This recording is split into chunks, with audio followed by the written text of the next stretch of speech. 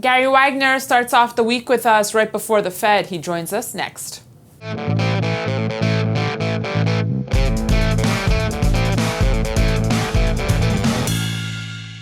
Gary, thanks so much for being with us. My pleasure as always. How are you today, Daniela? So Gary, obviously the big news is the FOMC meeting that starts on Tuesday, concludes Wednesday afternoon. Do you expect a lot of volatility to come into the marketplace? You know, anytime the FOMC meets, you can expect volatility. There's no doubt about it. There's much anticipation as to what's going on, and actually on Friday of last week, it was announced that Obama will actually not announce a new Fed chairman next week, which is something I think will decrease the volatility. But it's all about tapering. And it's not so much if, but when and how much. And kind of the mumble out there right now is if we're purchasing, $85 billion worth of bonds monthly. And so if they taper it, say, to $75 billion in September, I think that we've actually seen the market begin to factor that in.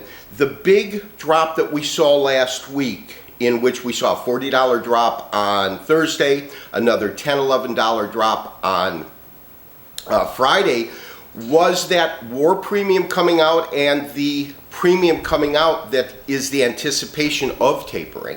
Gary, do you think the FOMC meeting could present a good buying opportunity here? And if so, would it be right before the FOMC or afterwards? You know, I'm typically reluctant to put on large positions or purchases right before an FOMC meeting because the wild card is we really don't know what is going to be said. That being said, there's some key levels that we absolutely need to look at right now. And the key levels are 1305 to see if that holds, and then 81. We've got 1271 as a key level and 1281 in that area. And so what's important is whether or not the market can hold that area. Gary, we've also seen a significant drop in daily contracts on the gold market. What could this represent? Is it just a direct correlation with the drop we've seen in the gold price, or could it signify that we're headed for more bearish territory? Well, I'm not so sure that it's an indication of either just on the surface. I think that a large amount of the liquidity that has washed out of the metals markets is really professional money moving money from gold and silver, which has been very, very active, back into the equities markets. And so I don't really see a direct correlation between the price of metal going down and volume decreasing. However, what's most important to realize is that it's all about liquidity. And whenever the volume goes down, it's easier to move the market.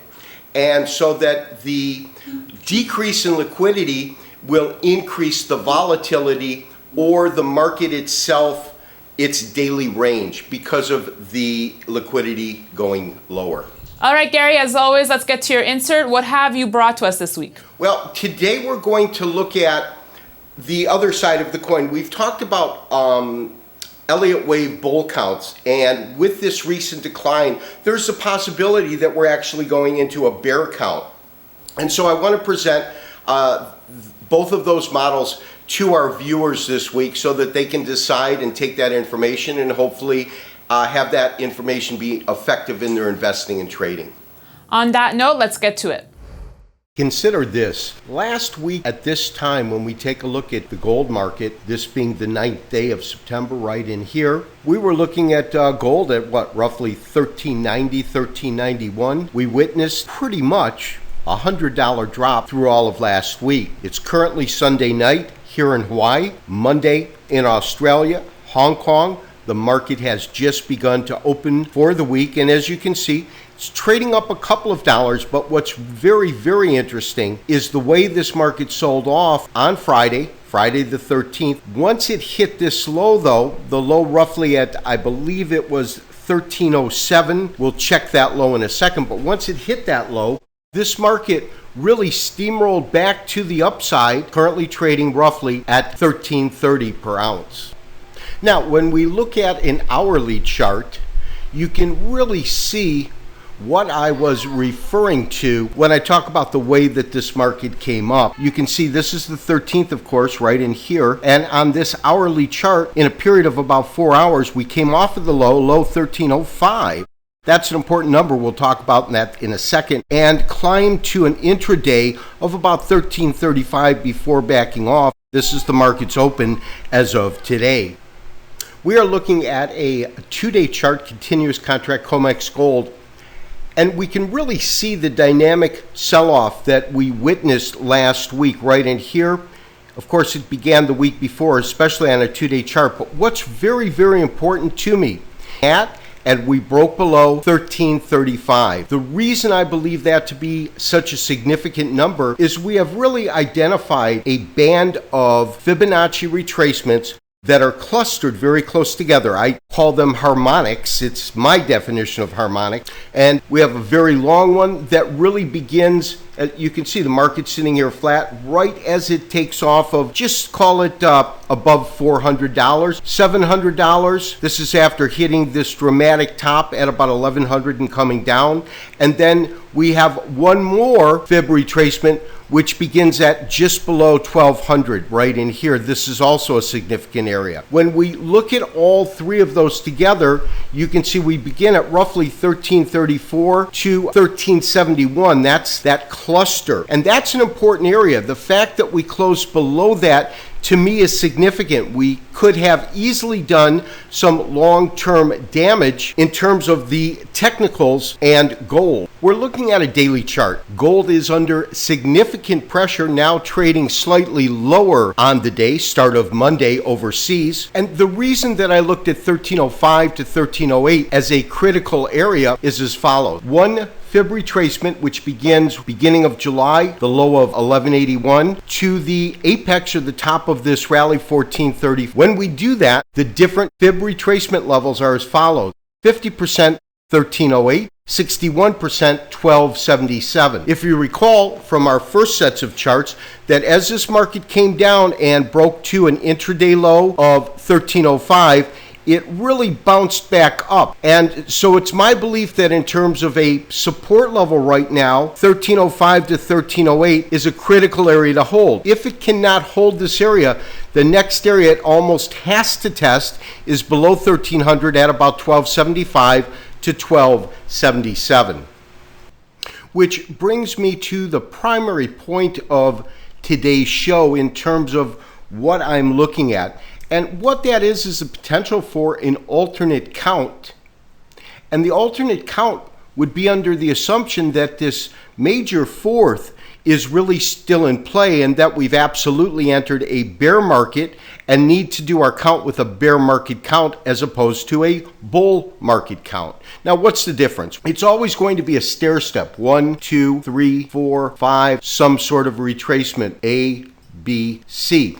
That's a typical bull count. Now, bear count is pretty much the same, but it's exactly the opposite in that it starts with 1, 2, 3, 4, 5, and then you get some sort of an A, a B, and then your C. And the reason that I bring that up is I have been under the assumption that it's quite possible that we've actually completed our major fourth and we're entering a major fifth. However, for that to hold true on a technical basis, we have to see this market continue to trade higher. There's no doubt that once we broke through a critical area, and that area was this triple bottom right down here at approximately 1535, we went into a full-blown bear market. You can see that in that my count has gone 1, 2, 3, 4, and 5 as opposed to ABC down. But I also believe that this was most possibly our terminating corrective wave to the downside, and what we would start experiencing would be 1, 2, 3, 4, and 5. In other words, we would go back into a bull count. With this recent sell,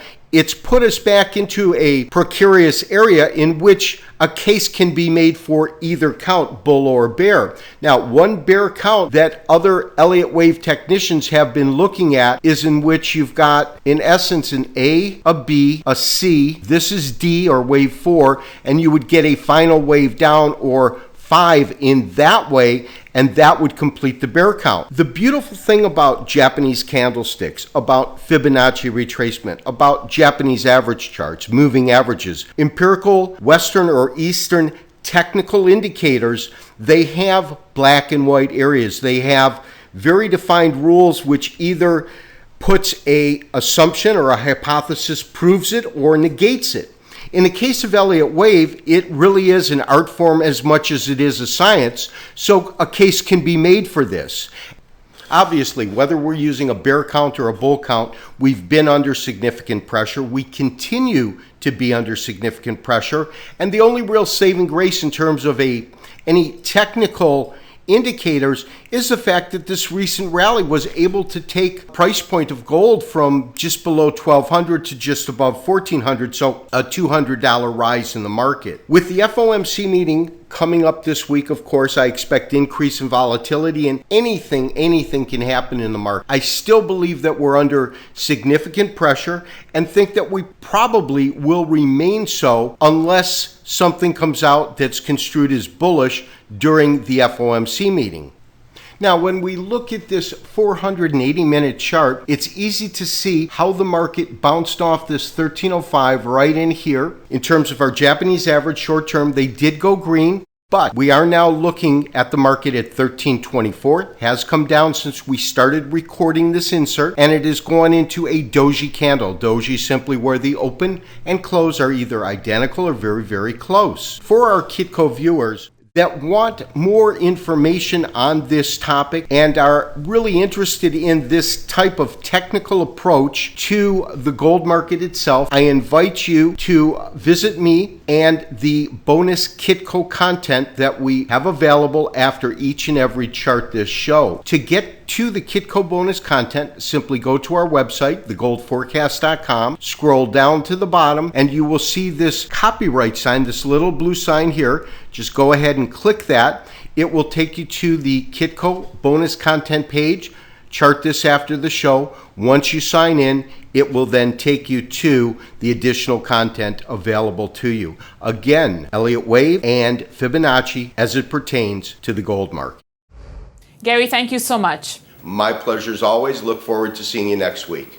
And we wish you happy trading before or after the FOMC. In the meantime, you can email me at newsfeedback@kitco.com or follow me on Twitter at Daniela Cambone. Thanks for watching.